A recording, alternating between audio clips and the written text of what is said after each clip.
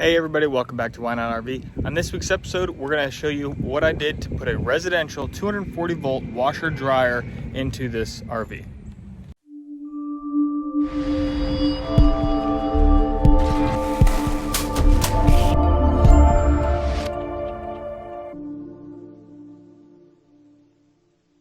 Remember, if you want to learn more and make less mistakes while RVing, be sure to hit that subscribe button, drop a like and a comment down below. I appreciate it. Thanks for watching. Of course, when I say residential, I just mean that it's a 240 volt system instead of like, all the RV stuff is 120 volt. And so I redid all the electrical in there to be able to do that. The system I ended up going with was a Bosch 24-inch wide ventless dryer and matching washer. I went that way strictly due to I could only find one other unit that was vented because a vented dryer does dry more efficiently than a ventless dryer does. However, because of the size and space and what I had to work with, I decided to give this ventless one a try. If I end up not liking it down the road, I might switch it out and might go to a vented dryer. There's just going to be a little bit more work involved, and I wanted to avoid that up front. And I got a killer deal on this Bosch system. But let me show you what I've got going on so far.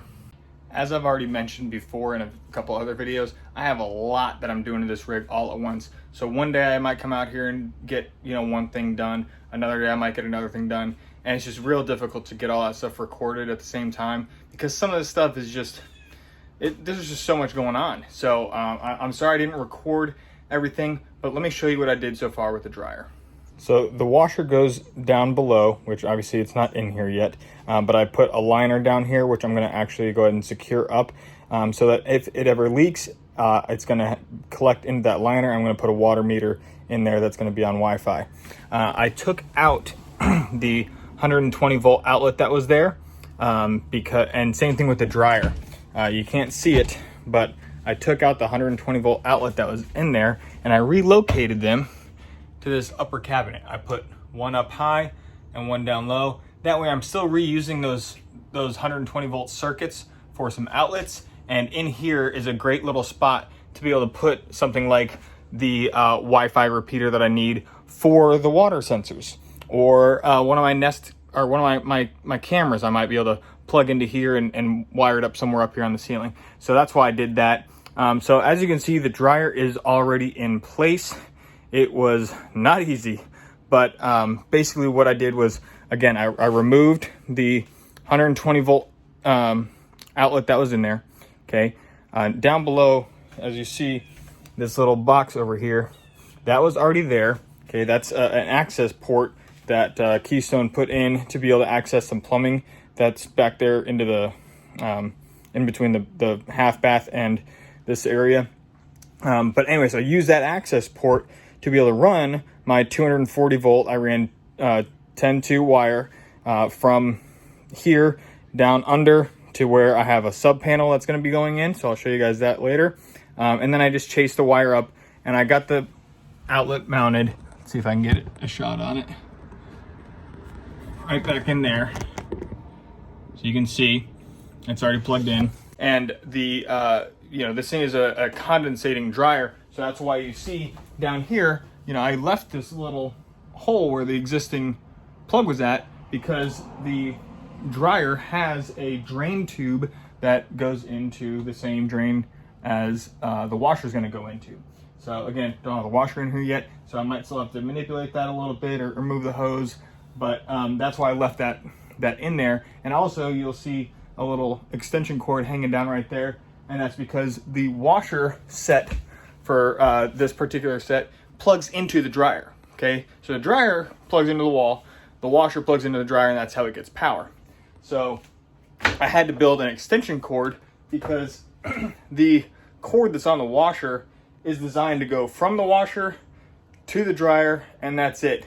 And unless you have them stacked and sliding in together, you will never get that cord plugged in because it doesn't have any slack in it.